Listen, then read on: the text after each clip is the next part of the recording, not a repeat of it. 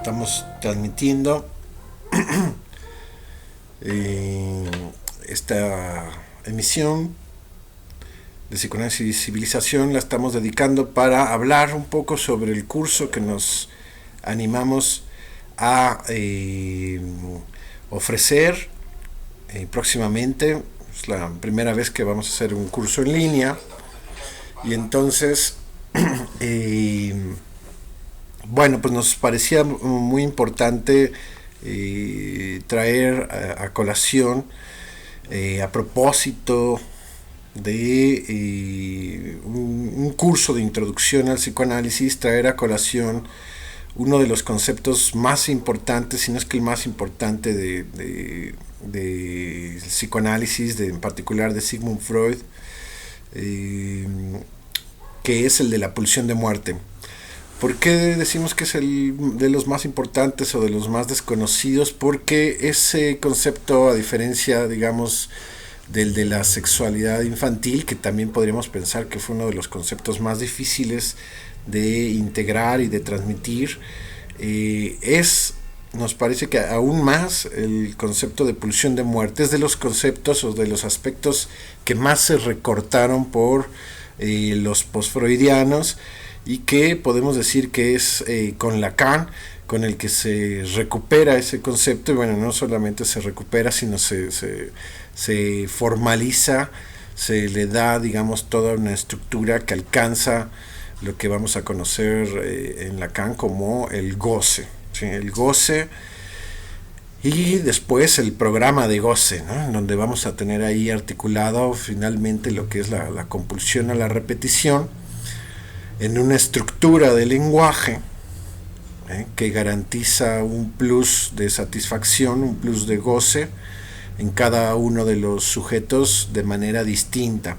Entonces, ese recorrido de Freud a Lacan es fundamental, y nosotros lo queremos escoger para hacer un curso de introducción al psicoanálisis, presentar al psicoanálisis desde sus aspectos más difíciles, pero más importantes y fundamentales.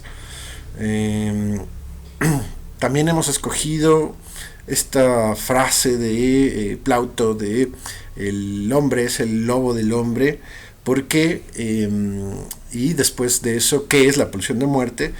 Porque realmente, aunque son afirmaciones, son sentencias que se conocen, que se afirman, por ejemplo en Plauto o por ejemplo en Hobbes, con el Leviatán, nos parece que si bien alcanzan esa conclusión, pero no se tiene la formalización de cómo es que eso sea posible, cómo es que el hombre puede convertirse en el lobo para sí mismo, cómo puede ser un depredador de los similares, de los hombres, y más aún, ¿no? de sí mismo. Entonces es la posibilidad de la destrucción al prójimo. Eso puede entenderse y ver ahí las rivalidades, la guerra, la invasión, el asalto, la crueldad, el sadismo, la violencia con el otro.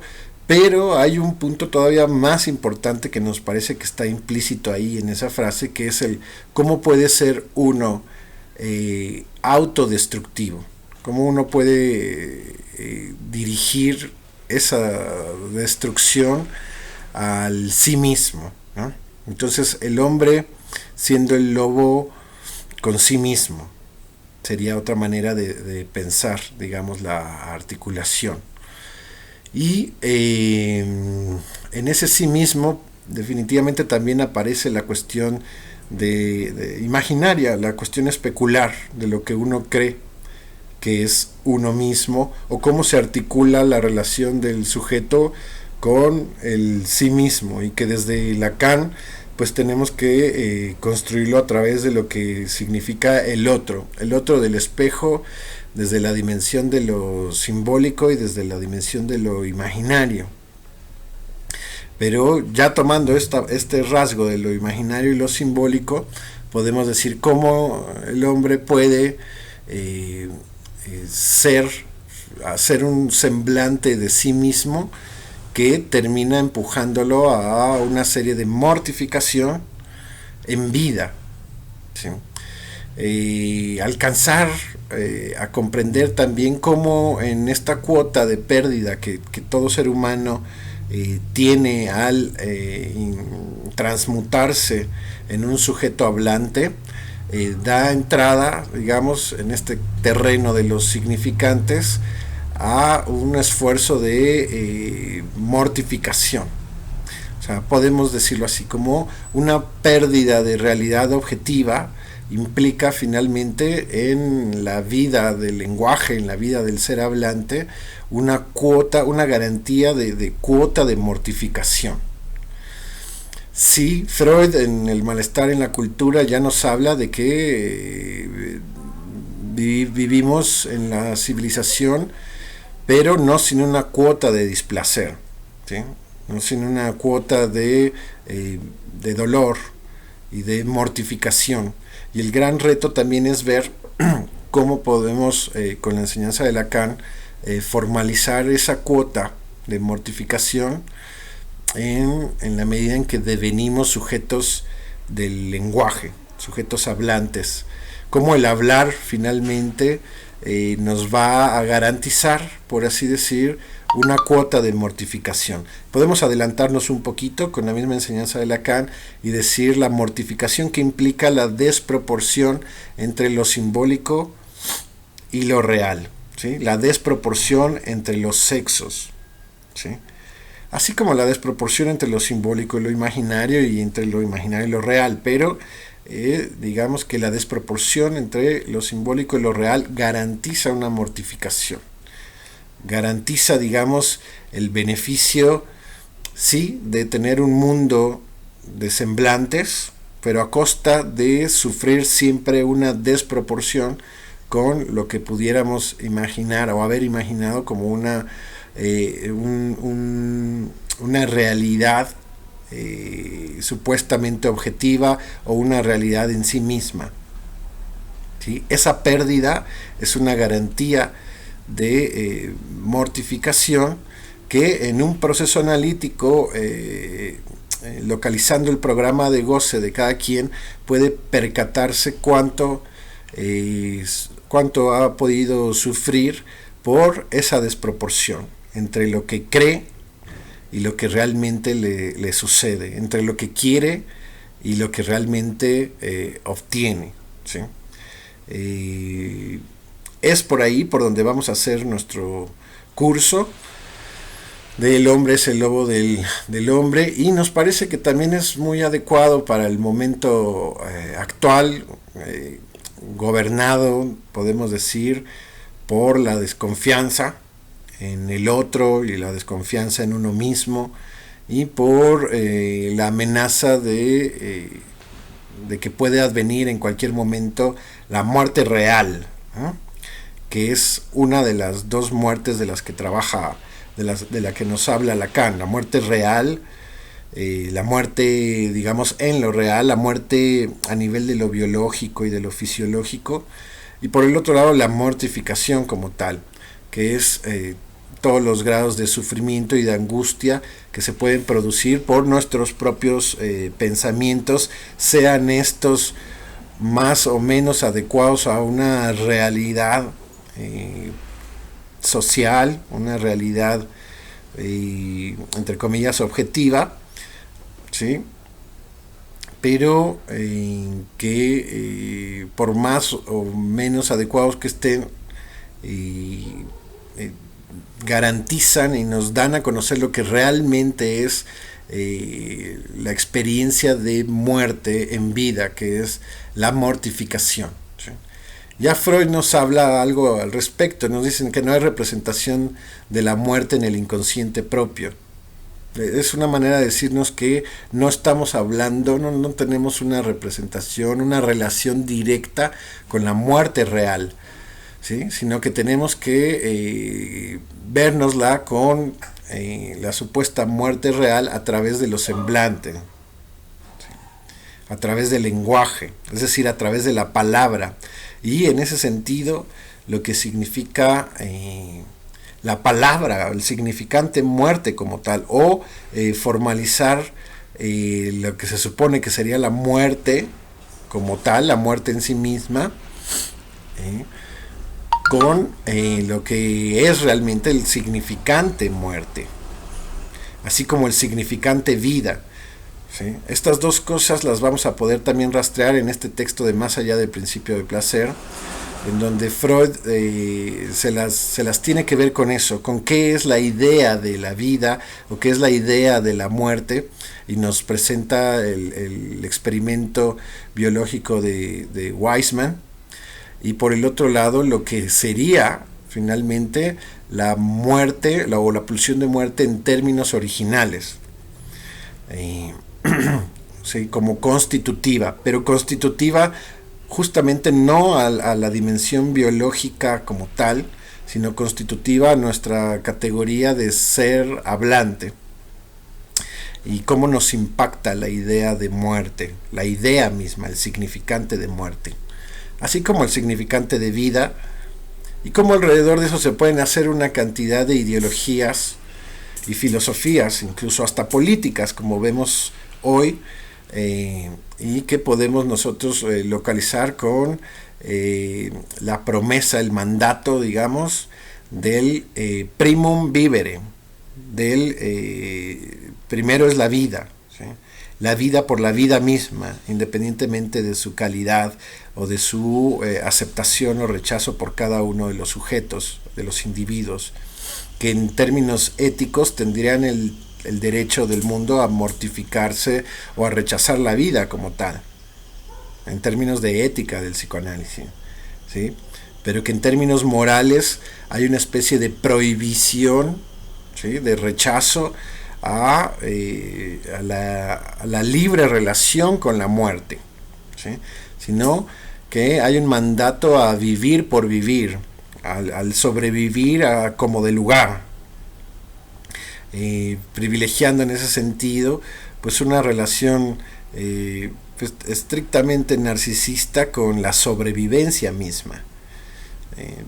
No por nada eso forma parte de la política que se ejerce actualmente a nivel mundial, ¿no? Es decir, sobrevivir a toda costa, ¿no? A pesar de que pierdas la cultura, los lazos sociales, los lazos familiares, la economía, etcétera, etcétera, se trata de obligarnos o hacernos creer que estar fuera de ese mandato de sobrevivir por sobrevivir a toda costa es negativo o es sancionable o es rechazado en términos de moral o de una ética común, ¿no? O sea, como que lo más importante sobre todas las cosas es la sobrevivir por sobrevivir, ¿sí? Aunque sea en un búnker, aunque sea en silencio, cancelando totalmente la dignidad de nuestro discurso, sino desde estas políticas al revés, hasta podernos sancionar económicamente o encarcelarnos en algunos casos, en algunas ciudades, por no adecuarse a la política del sobrevivir por sobrevivir a toda costa, ¿no? Desconociendo, me parece, como tal, la farsa que eso representaría cuando más allá de protegernos de la naturaleza, si fuese el caso, o del prójimo, se trata también de desconocer la posibilidad de agredirnos a nosotros mismos, ¿no? De destruirnos nosotros mismos o de destruirnos entre nosotros, en donde en esta política actual eso queda de lado, ¿no? Y pareciera que de lo único que debemos realmente cuidarnos es de la naturaleza, en este caso de un virus, y nos hacen creer que el virus es nuestro enemigo público, ¿sí? Que es realmente que es el verdadero lobo para el hombre. Ahorita el virus es el verdadero lobo para el hombre. Y nos parece que es importante ahí recordar que el verdadero lobo para el hombre es el hombre mismo. Queremos dar, digamos, los elementos freudianos fundamentales y lacanianos fundamentales para poder dar cuenta de eso, y que en el grado máximo ni siquiera se trata de protegerse del prójimo, del otro hombre, sino de uno mismo.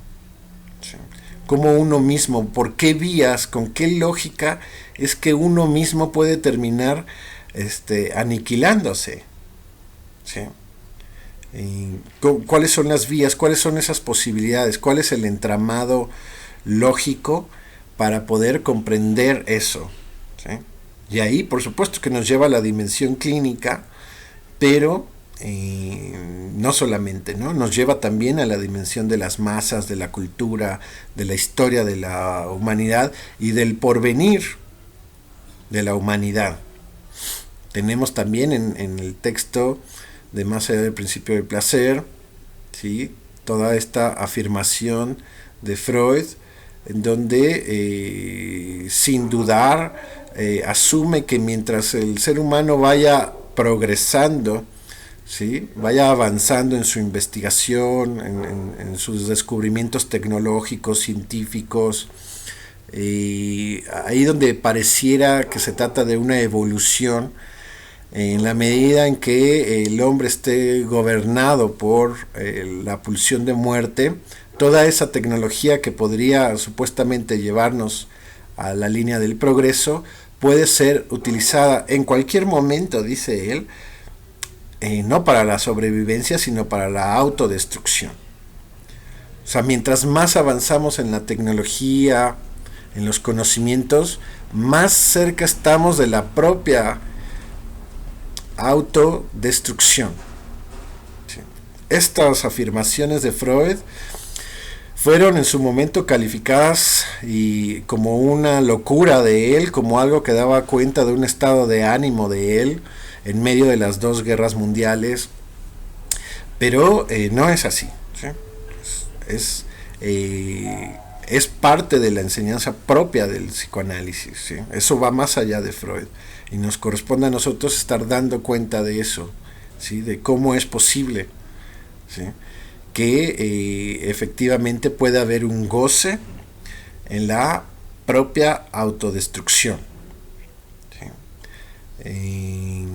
Por más avances tecnológicos, morales que existan, si tomamos en cuenta la dimensión del inconsciente y la dimensión de la pulsión de muerte, vamos a poder comprender cómo es que eso es posible, cómo es que la pulsión de muerte trabaja de manera silenciosa, dice él, y que una de sus instancias fundamentales, como es del aparato psíquico, lo que es el superyo, se ha convertido nada más ni nada menos, se convierte inevitablemente por estructura en el cultivo de la pulsión de muerte.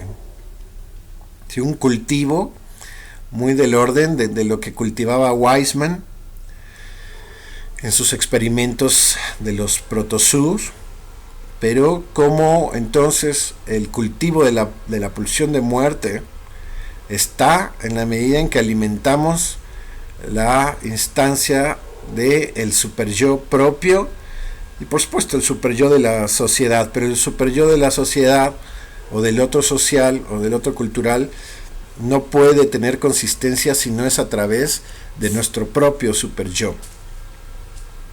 En la medida en que vamos desinflando, debilitando la fuerza de nuestro propio superyo, vamos en ese sentido debilitando ese cultivo de pulsión de muerte, ¿sí?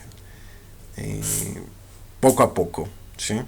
Pero el agujerear, por así decir, al superyo de cada quien es el camino que genera y que produce un proceso analítico. Un proceso analítico, en teoría, ¿sí?, apunta a incluso a la desaparición del superyo y junto con eso del cultivo de la pulsión de muerte de cada uno de los analizantes, llegados hasta un final de análisis incluso. ¿sí? La clínica del superyo llega a decir también, Miller, quiere decir eso, o sea, que es posible que uno no alimente la pulsión de muerte que se cosecha, ¿sí?, en el superyo de cada quien. ¿Sí? Evidentemente, esto es la dimensión que le es posible al psicoanálisis.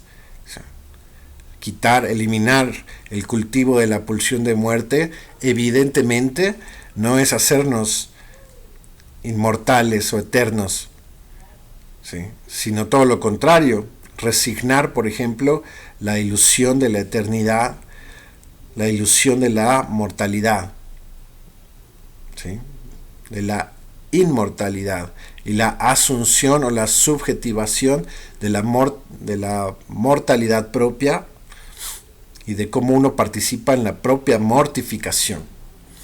Entonces el psicoanálisis, por supuesto que no nos va a dar vida eterna ni nada por el estilo, ni nos va a hacer temerarios en ese sentido, pero sí va a dejar en su justa dimensión lo que es la muerte real de todos los individuos durante toda la historia de la humanidad, pero sin la carga de mortificación superyoica que cada uno de nosotros agrega en el trayecto de nuestras vidas. ¿Sí? Podemos decir que ese es el objetivo y esa es la potencia propia de un proceso analítico, ni más, pero también ni menos. Es, digamos, la facultad propia del psicoanálisis, del proceso analítico, y por eso nos parece que es esencial este concepto y que confiamos en que es posible con este concepto hacer un curso, ¿sí?, de un mes, ¿sí? Va a empezar el próximo miércoles, van a ser 4 miércoles, y lo vamos a transmitir por primera vez en línea a través de Zoom. ¿Sí? Entonces, bueno, pues este es el propósito de este programa. Y pues nada, gustosos de retomar las actividades de transmisión y de enseñanza mucho más formal que lo que son las transmisiones de psicoanálisis y civilización en el radio, aquí en internet, sino ya incluso con una bibliografía ya seleccionada que es el más allá del principio de placer. Vamos a tener ese texto como una referencia básica, la vamos a subir el PDF a la página y pues los invitamos, los esperamos y les pedimos también que si conocen a alguien que pueda estar interesado en este curso, pues lo inviten a participar. Y nada, de mi parte les garantizo que va a ser un buen curso, va a tener una muy buena condensación, va a tener el trayecto de Freud a Lacan y que nos parece muy oportuno para estos momentos que vive la humanidad. ¿Sí? Bueno, pues eso sería todo por el día de hoy. Les mandamos un abrazo desde Zacatecas y los esperamos el miércoles si es que se inscriben al curso y si no, pues el próximo jueves. Hasta la próxima.